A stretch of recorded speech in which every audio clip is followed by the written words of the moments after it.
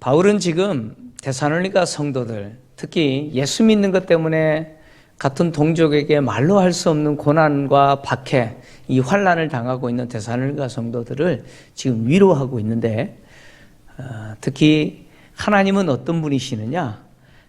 공의로 심판하시는 분이라는 사실을 통해서 위로합니다.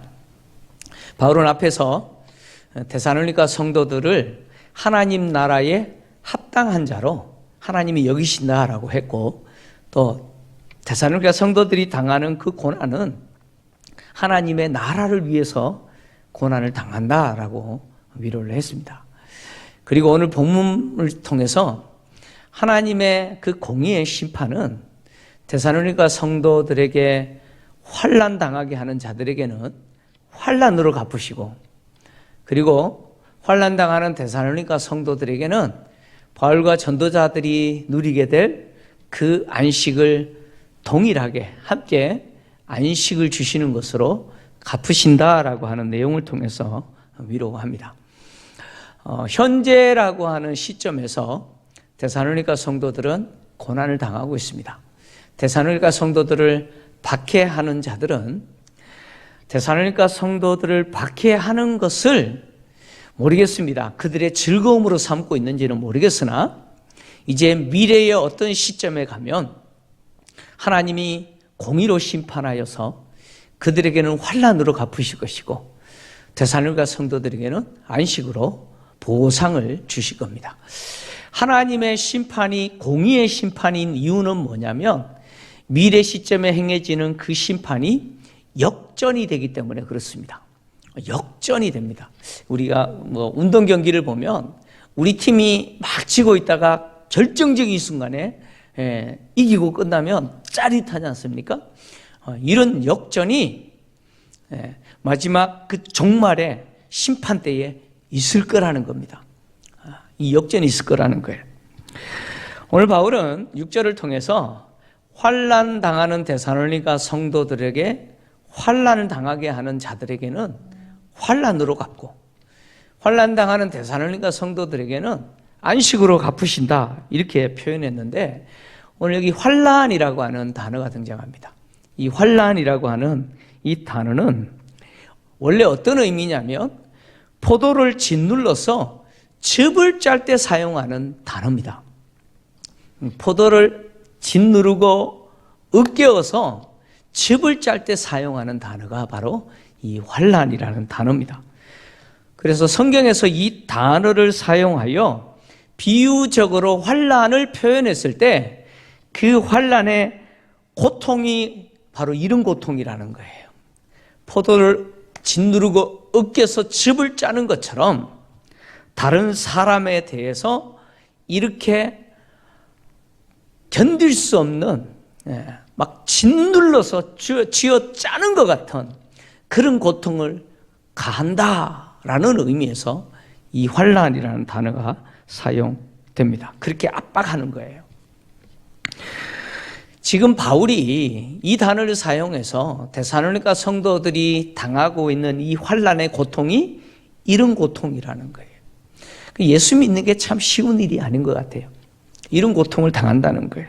그런데 이렇게 고통당하는 데살로니가 성도들에게 하나님은 역전의 하나님이라는 거예요. 그래서 종말에 하나님이 공의로운 심판을 행하셔서 이 고통을 가하는 자들에게 이 고통을 돌려주실 거라는 거예요. 이 고통을 돌려주신대요. 갚으신다라고 하는 동사가 등장하는데 이 동사의 뜻이 뭐냐? 돌려준다 그런 뜻입니다. 그러니까 데살로니가 성도들 하여금 견딜 수 없는 고통을 안겨다 주는 그들에게 그 고통을 도로 돌려주겠다는 거예요. 그게 하나님의 공의로운 심판이라는 거예요. 하나님이 이렇게 데살로니가 성도들로 하여금 고통스럽게 박해하는 자들에게 그 고통을 다시 돌려주신다라고 하는 사실은 바로 하나님이 행하시는 그 재판 자리, 그 법정에서 하나님이 그렇게 하시겠다라는 겁니다. 하나님의 재판 자리, 법정, 하늘의 법정이죠. 그 하늘의 법정에서 하나님이 데살로니가 성도들을 박해하는 자들에게 그 박해를 돌려주겠다는 거예요. 그리고 데살로니가 성도들에게는 안식으로 보상을 주시겠다는 것이죠. 모든 인류는 주님이 다시 오시는 그 종말에 하나님의 그 재판의 법정에 서야 됩니다.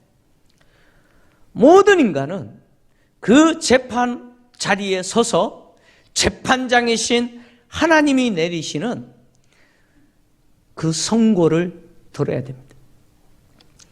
이 땅에서 행한 대로 하나님은 반드시 심판하실 것인데, 특히 성도들을 박해한 자들에게 하나님은 이렇게 그 박해를 돌려주시는 거로, 그 환난을 되돌려주시는 것으로 심판을 행하십니다. 바울은 데살로니가 성도들을 박해하는 자들, 그들에게 환난을 돌려주신다고 이야기했는데, 오늘 9절을 보시면 이렇게 기록을 하고 있습니다. 9절 같이 읽겠습니다. 시작. 이런 자들은 주의 얼굴과 그의 힘의 영광을 떠나 영원한 멸망의 형벌을 받으리로다. 아멘. 데살로니가 성도들로 하여금 환난을 당하게 하는 그들에게 환난을 다시 돌려주실 건데, 환난으로 다시 돌려주시는 이 갚으시는 것이 뭐냐? 그들이 영원히 멸망의 형벌을 받을 것이라는 거예요. 그 형벌이 영원한 멸망의 형벌이라는 거예요. 여기 영원한 멸망의 형벌이라고 하는 이 말은 영원한 멸절이라는 뜻이 아닙니다. 예수 믿지 않는 사람들 가운데 간혹 죽으면 다 끝난다 이런 생각을 하는 분들이 있어요. 인간이 소멸한다는 거예요. 내 육체도 소멸하고 영혼도 소멸하고 죽는 순간 다 사라져 버린다는 거예요. 영혼 소멸설 뭐 이렇게 주장하는 분들이 있어요. 멸절한다는 거죠. 그렇게 주장하는 분들이 있습니다. 여러분, 우리가 다 사라져 버린다면 여러분, 우리가 마음대로 사셔도 돼요. 여러분 하고 싶은 대로 그냥 여러분 마음대로 사셔도 돼요. 그냥 어차피 죽으면 다 사라질 건데 뭐. 근데 그렇지 않습니다. 멸절하지 않습니다. 오늘 바울이 영원한 멸망이라고 하는 이 형벌을 이야기했는데, 이 영원한 멸망이라는 것은 영원한 파멸이라는 뜻입니다. 그리고 이 파멸이라고 하는 이 단어가 어떤 뜻이냐면 고통이라는 뜻입니다. 고통입니다. 근데 그 고통이 어떤 고통이에요? 영원한 고통이죠. 이 영원한이라는 말은 끊임없이 지속되는, 끝없는 이런 뜻입니다. 고통을 당하는데 끝이 없어요. 그 고통이 끝이 없어요. 끊임없이, 끝이 없이 고통당하는 그 형벌을 하나님이 갚아주신다는 거예요. 그 형벌로 갚아주신다는 거예요. 데살로니가 성도들을 박해하는 자들에게 갚아주시는 이 형벌이 영원한 멸망인 이유가 바로 그들은 주의 얼굴과 그 얼굴의 영광으로부터 분리되기 때문에 그렇습니다. 그들은 주님의 얼굴과 주님이 주시는 그 영광으로부터 분리돼요. 완전히 분리돼요. 그래서 그들이 받게 되는 그 형벌이 영원한 고통인 것이죠. 바울이 본문에서 영원한 멸망이라는 표현을 사용했는데, 신약 성경은 이 영원한 멸망을 당할 자들이 당하는 고통이 얼마나 심각한지, 얼마나 끔찍한지 자세하게 드러내고 있습니다. 신약 성경은. 그래서 마태복음 3장 12절을 보면 이런 표현이 등장하죠. 꺼지지 않는 불에 태우시리라 라는 표현이 등장합니다. 가라지는 어떻게 한다고요? 쭉정이는 꺼지지 않는 불에 태워버린다는 거예요. 불이 꺼지지 않아요. 계속 타는 거예요. 계속 태워짐을 당한다는 거예요. 마태복음 13장 42절, 50절 보면 또 이런 표현이 등장합니다. 풀무불에 던져 넣으리니 라는 표현이 됩니다. 여러분, 풀무불이 어떤 불이에요? 용광로죠. 그죠? 다 녹여버리는 막 용암 같은 그 불이잖아요. 그런 곳에 던진다는 거예요. 던져진다는 거예요. 끔찍하지 않습니까? 마태복음 18장 8절을 보면 또 이런 표현이 등장합니다. 영원한 불에 던져지리라. 영원한 불에 던져지리라. 마태복음 25장 41절에 또 동일한 표현이 등장하죠. 영원한 불에 들어가리라. 불이 영원하다는 거예요. 꺼지지 않는다는 거죠. 마가복음 9장 48절을 보니까 이런 표현이 등장합니다. 거기에는 구더기도 죽지 않고 불도 꺼지지 아니하느니라.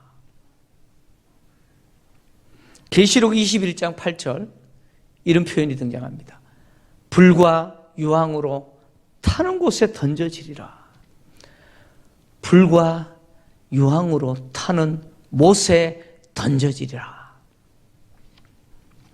신약 성경은 영원히 멸망당해야 될, 영원한 고통을 당해야 될 자들이 겪게 되는 그 고통이 이렇게 끔찍하고 충격적이라는 거예요. 그런 고통을 데살로니가 성도들을 박해하는 자들에게 하나님이 어떻게 하신다고요? 돌려주신다는 거예요. 그것으로 갚아주신다는 거예요. 그렇다면 우리는 이런 질문이 생깁니다. 어떤 질문이 생기냐면, 하나님은 사람을 이렇게 영원히 고통당하는 이 고통을 당하게 하시는 무지막지한 분이신가? 하나님은 사람을 하여금 이렇게 영원히 고통당하게 하는 무지막지한 분이신가? 이런 질문이 생겨요. 근데 바울은 오늘 본문에서 하나님은 그런 분이 아니시다라고 이야기합니다. 하나님이 이렇게 영원한 고통을 당하게 하실 자들은 누구냐? 그들은 하나님을 알지 못하는 자와 우리 주 예수에 관한 복음을 순종하지 않는 자들, 그들에게 이런 벌을 주신다고 이야기합니다. 오늘 8절 내용인데요. 본문 8절을 같이 읽겠습니다. 시작. 하나님을 모르는 자들과 우리 주 예수의 복음에 복종하지 않는 자들에게 형벌을 내리시리니 라고 얘기합니다. 모든 사람에게 하나님이 이 벌을 주시지 않는다고 이야기합니다. 영원한 고통을 당하게 될 자들은 누구냐? 하나님을 알지 못하는 자들. 여러분, 하나님을 알지 못한 자들이라는 것은 누구냐면 하나님을 알려고 하지 않아요. 하나님을 알만한데도 불구하고 의지적으로 하나님을 알려고 하지 않으려고요. 막 귀를 막고 하나님을 알려고 하지 않아요. 그리고 예수에 관한 복음에 순종하지 않는다라고 하는 것은 복음을 거절해요. 예수님을 거절해요. 받아들이지 않아요.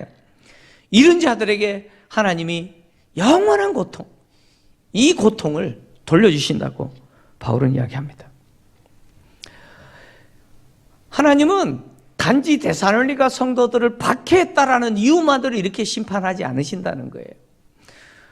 데살로니가 성도들을 박해했더라도 회개하면 자기가 한 행동이 이게 죄구나 깨닫고 회개하고 복음을 받아들이고 예수를 영접하는 자에게는 하나님이 뭘 주세요? 은혜를 주신다는 거예요. 구원의 은혜를 주세요. 그 예가 누굽니까? 바로 지금 이 말을 하고 있는 바울이죠. 바울입니다. 우리가 사도행전에서 봤듯이 바울은 로마식 이름이고 별명입니다. 유대식 이름이 사울 아닙니까? 사울이 어떤 역할을 했습니까? 데살로니가 성도들을 박해하는 사람들보다 더 악하게, 더 무지막지하게, 잔인하게 예수 믿는 사람 박해했습니다. 바울은 율법에 열심인 사람이었고 유대교회에 충성하는 사람이었습니다. 그런 바울의 생각에 예수 믿는 사람들은 절대 살려줘서는 안 될 사람으로 생각했어요. 왜냐하면 예수 믿는 사람들 살려주면 율법이 무너질 것이고 그리고 유대교가 무너진다고 생각했어요.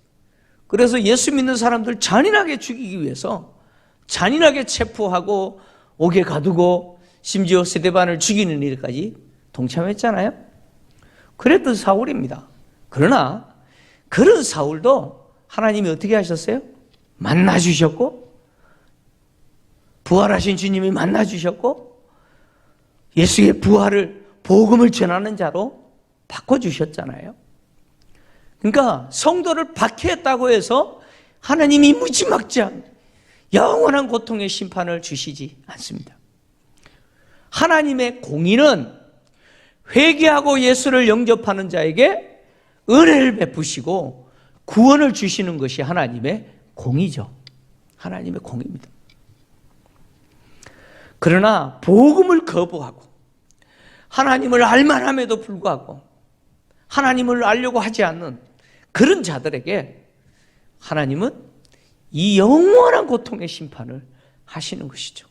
이들이 누굽니까? 모든 불신자들을 이야기합니다.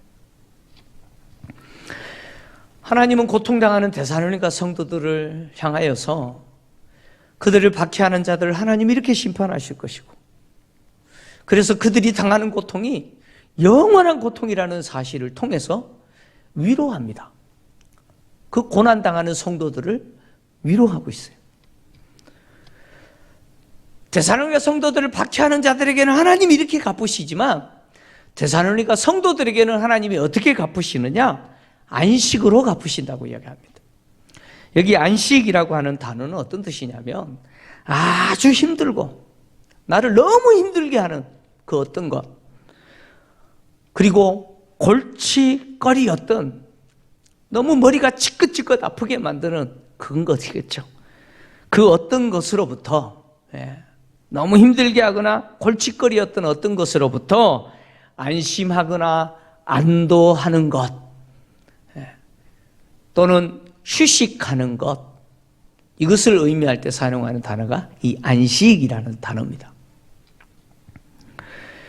바울은 이 단어를 사용해서 오늘 본문에 성도들에게 하나님이 안식을 주시는데 이 안식은 종말적 안식이라는 거예요. 종말적 안식이에요. 그리고 이 안식은 어떤 의미냐? 환난에서 벗어나는 거예요. 지금까지 예수 믿는 것 때문에 당했던 그 환난, 그 고통, 포도를 짓눌러서 짜는 듯한 그 고통이 끝나는 거예요. 그 고통이 사라지는 것을 이야기합니다. 이게 안식이에요. 그 고통이 끝나고, 그리고 또 주님이 주시는 그 영광에 참여하는 것을 이야기합니다. 주님이 주시는 그 영광, 그 찬란한 영광에 들어가게 되는 것, 내가 얻게 되는 것, 이것이 안식이다. 바울은 이렇게 오늘 본문에서 이야기합니다. 하나님의 심판이 공의로운 심판인 이유가 바로 이것 때문이죠. 그래서 데살로니가 성도들을 박해하는 자들에게는 심판으로 갚으시고 박해당하는 데살로니가 성도들에게는 역전시키셔서 그들에게 무엇을 주세요? 이제는 고통이 사라져요. 고통이 끝납니다. 그리고 주님이 주시는 그 찬란한 영광을 얻게 되는 것이죠. 바울은 데살로니가 전서에 이미 주님이 재림하실 때 성도들이 죽은 자가 먼저 부활하고 살아있는 우리도 부활의 몸을 입어서 공중에서 주님을 만나 영원히 함께할 거다라고 데살로니가 전서에서 기록을 했습니다. 이처럼 주님이 다시 오시는 그때 데살로니가 성도들은 주님의 얼굴을 대면할 것이죠. 그리고 주님의 그 영광, 주님이 지금 누리고 계시는 그 찬란한 영광에 나도 참여하게 됩니다. 그 영광을 내가 얻게 된다는 거예요. 그러나 영원한 심판을 당할 그들은 주님의 얼굴로부터, 그 얼굴의 영광으로부터 완전히 분리되어 버려요. 그래서 그들은 영원한 고통을 당하게 되는 것이죠. 주님이 재림하시는 날은 공의의 심판을 시행하시는 날이죠. 주님은 심판하시기 위해서 반드시 다시 오실 겁니다. 반드시 다시 오실 거예요. 아멘입니까? 주님 반드시 다시 오실 건데 심판을 행하시기 위해서 다시 오실 겁니다. 그래서 바울은 오늘 본문에서 주님이 다시 오시는 그 모습을 표현했는데 자기 능력의 천사들과 함께 하늘로부터 불꽃 가운데 나타나실 때에 어떤 일이 일어납니까? 공의로운 심판이 시행될 거라고 바울은 이야기하는 것이죠. 바울은 주님이 다시 오시는 그날이 심판의 날이고 그날에 성도들에게는 안식으로 갚으실 것이고 성도들을 박해하는 자들에게는 영원한 고통을 당하는 형벌로 갚으실 거라고 이야기하면서 오늘 주님이 오실 때 하늘로부터 강림하신다라고 이야기합니다. 주님이 어디로부터 강림하신다고요? 어디로부터? 하늘로부터 강림하신대요. 바울이 이렇게 표현한 이유는 뭐냐면 예수님이 승천하실 때에 승천하신 예수님을 바라보고 하늘을 쳐다보고 있는 제자들을 향해서 두 천사가 했던 말 때문입니다. 그 약속 때문이에요. 사도행전 1장 10절에서 11절인데요. 같이 읽겠습니다. 시작. 올라가실 때에 제자들이 자세히 하늘을 쳐다보고 있는데 흰 옷 입은 두 사람이 그들 곁에 서서 이르되 갈릴리 사람들아 어찌하여 서서 하늘을 쳐다보느냐 너희 가운데서 하늘로 올려지신 이 예수는 하늘로 가심을 본 그대로 오시리라 하였느니라. 아멘. 하늘로 올라가신 그 모습 그대로 하늘로부터 오신다는 거예요. 그래서 바울이 주님이 오실 때 하늘로부터 강림하신다는 거예요. 이 땅을 살아가는 성도들은 그런 의미에서 이 세상 쳐다보고 사는 사람이 아니고 다시 오실 주님을 바라보면서 하늘 바라보면서 사는 사람들이 성도입니다. 아멘입니까? 우리는 그렇게 살아야 돼요. 왜요? 주님 다시 오신다고 말씀하셨기 때문이에요. 주님이 다시 오신다고 말씀하시지 않았으면 우리는 하늘 쳐다볼 일이 없어요. 세상 쳐다보고 살아야 돼요. 그러나 주님 반드시 하늘로부터 오신다 하셨기 때문에 우리는 세상만 쳐다보지 마시고 눈을 들어 다시 오실 그 주님을 바라보는 자가 되셔야 돼요. 그 주님을 기다리는 자가 되어야 된다는 것이죠. 이렇게 하늘로부터 주님이 강림하실 때 자기 능력의 천사들과 함께 오신다고 이야기합니다. 여기 자기 능력의 천사라고 표현했는데 이 능력의 천사라는 말은 천사가 능력이 있다는 말이 아닙니다. 주님이 재림하시는데 그 재림하시는 주님이 신적 권위와 능력으로 오신다는 것입니다. 그래서 신적 권위와 능력으로 오시는 그 주님의 능력과 그 권위가 그가 데리고 오는 천사들을 통해서 중재되어진다. 즉 드러나게 될 거다라고 이렇게 말하는 것이죠. 바울이 이렇게 표현한 것은 주님이 그렇게 말씀하셨기 때문에 그렇습니다. 마태복음 24장 30절에서 31절을 보면 주님은 당신이 다시 오실 때 이렇게 오실 거라고 말씀하셨습니다. 같이 읽겠습니다. 시작. 그때에 인자의 징조가 하늘에서 보이겠고 그때에 땅의 모든 족속들이 통곡하며 그들이 인자가 구름을 타고 능력과 큰 영광으로 오는 것을 보리라. 그가 큰 나팔 소리와 함께 천사들을 보내리니 그들이 그의 택하신 자들을 하늘 이 끝에서 저 끝까지 사방에서 모으리라. 아멘.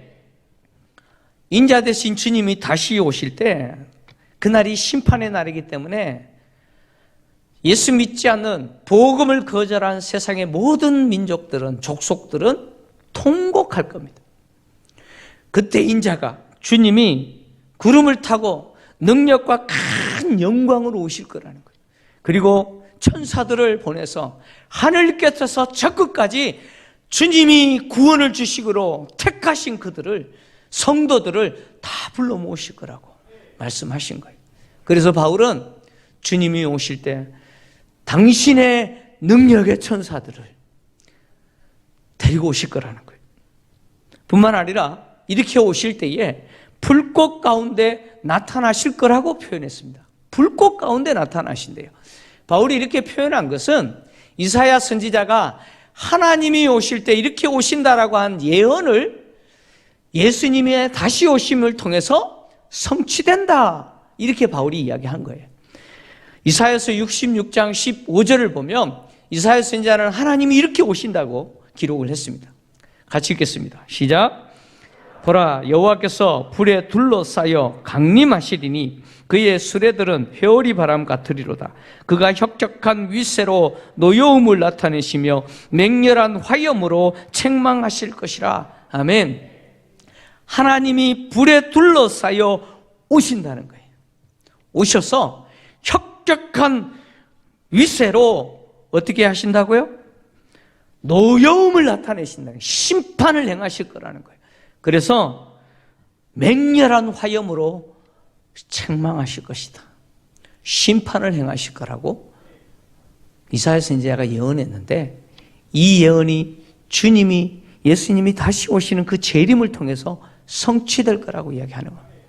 그래서 바울은 예수님이 불꽃 가운데 나타나실 거라고 이렇게 이야기한 것이죠. 주님은 재림을 통해서 하나님을 모르고 복음을 거절하는 자들에게 영원한 고통의 형벌로 심판하실 것이고, 그리고 예수 믿는 것 때문에 말로 할 수 없는 고난을 당한 성도들에게는 영원한 안식, 주님이 주시는 그 영광에 참여하는 것을 통해서 구원을 성취하실 겁니다.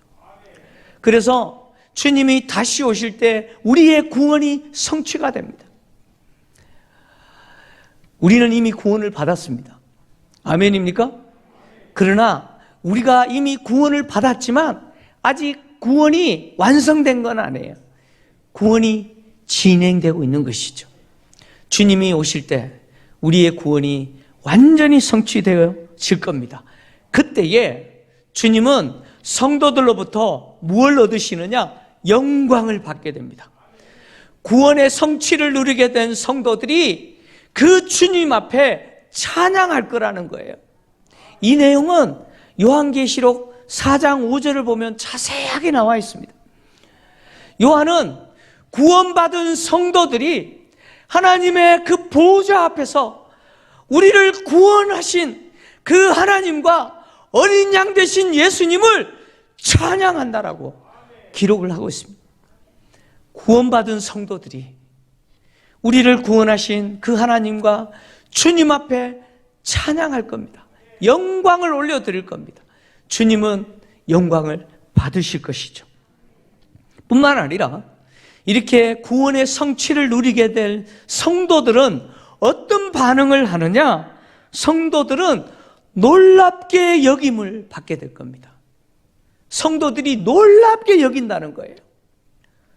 여기 성도들이 놀랍게 여긴다라고 하는 이 말은 무슨 뜻이냐? 오해하면 안 돼요. 뭐 깜짝 놀란다, 경악한다 이런 뜻이 아니고, 놀랍게 여긴다라고 하는 이 말은 그 구원이 이루어져서 하나님의 그 찬란한 주님을 통해서 우리에게 주시는 그 주님의 영광을 우리가 얻게 되었을 때 그 영광에 참여한 성도들이 놀란다는 거예요. 얼마나 놀라는지 감탄하면서 감격하게 될 거라는 거예요. 이게 바로 놀랍게 여긴다라는 뜻입니다. 그러니까 데살로니가 성도들이 지금은 고난 당하고 있지만 주님 다시 오실 때 그 완성된 그 구원을 누리게 되어서 하나님 주시는 그 영광을 누리게 될 거예요. 심판당하는 자들은 예수의 얼굴과 예수의 얼굴로부터 주어지는 그 영광으로부터 분리될 것이지만, 성도들은 주님을 대면할 것이고 주님이 가지신 그 영광에 참여하여 그 영광을 우리도 누리게 될 거라는 거예요. 그 영광을 누리게 될 때 성도들은 놀랍게 여길 거라는 거예요. 얼마나 놀라운지 감탄하면서 감격하게 될 거라는 거예요. 성도들이 이 복을 누리게 될 이유가 뭐냐? 바울은 10절 마지막에 이렇게 이야기합니다. 우리의 전한 증거가 믿어졌기 때문이다 라고 이야기합니다. 바울이 전한 증거가 뭡니까? 바로 예수의 복음이에요. 그 예수의 복음을 데살로니가 성도들이 받아들였다는 거예요. 믿었다는 거예요. 그들의 마음에 바울이 전한 그 복음이 믿어졌다는 거예요. 그것 때문에 성도들에게 그 종말에 심판당하지 아니하고 주님이 누리시는 그 영광을 함께 누리는 자가 되게 하셨다는 거예요. 이 영광이 얼마나 대단한지, 이 영광이 얼마나 큰지 바울은 로마서 8장 18절에서 이렇게 기록을 했습니다. 같이 읽겠습니다. 시작. 생각하건대 현재의 고난은 장차 우리에게 나타날 영광과 비교할 수 없도다. 내가 예수 믿는 것 때문에 땅에서 당하는 그 고난이 아무리 커도 장차 우리가 얻게 될 그 영광과 비교하면 아무것도 아니라는 거예요. 아무것도 아니에요. 아무것도 아니에요.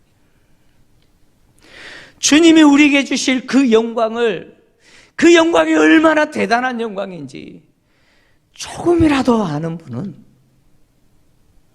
진짜 조금이라도 맛보고 그것을 아는 성도는 여러분 세상 것 보지 않습니다. 세상의 그 썩어질 영광 추구하면서 살지 않습니다. 여러분, 왜 우리가 예수 믿는 것 때문에 당하는 그 억울함과 그 고난을 자꾸 피하려고 하느냐? 그 세상 영광 얻으려고 그런 거예요. 근데 그것은 썩어질 거예요. 그것은 가짜예요, 가짜. 여러분, 진짜를 갖고 있는 사람은 가짜 가지고 있는 사람 부러워하지 않습니다. 그죠? 그렇습니다. 가짜 가지고 있는 사람 부러워하지 않아요. 내가 진짜 가지고 있는데. 진짜를 가진 사람 눈에 제일 어리석게 보이는 사람이 누구냐면 가짜 갖고 자랑하고 좋아하는 사람이죠. 여러분, 그렇지 않습니까? 우리가 누리게 될 그 영광은 이 땅에서 우리가 당하는 그 어떤 고난으로도 바꿀 수 없는 영광이에요. 그 영광을 이제 우리가 주님 오실 때 누리게 될 거라는 거예요. 그 영광을 아는 성도는 예수 믿는 것 때문에 당하는 고난 피하지 않습니다. 예수 믿는 것 때문에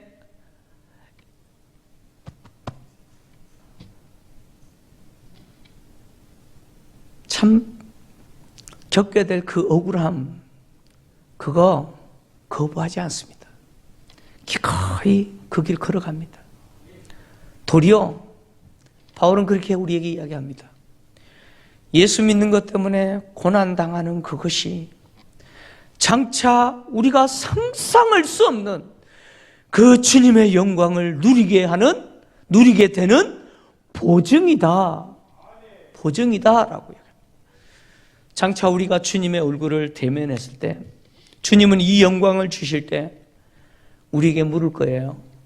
너 나 때문에 당한 고난이 뭐가 있니? 물을 거예요. 너 나 때문에 내가 너에게 이 영광을 줄 때 이 영광을 받을 고난이 뭐가 있니? 라고 물을 수 있어요.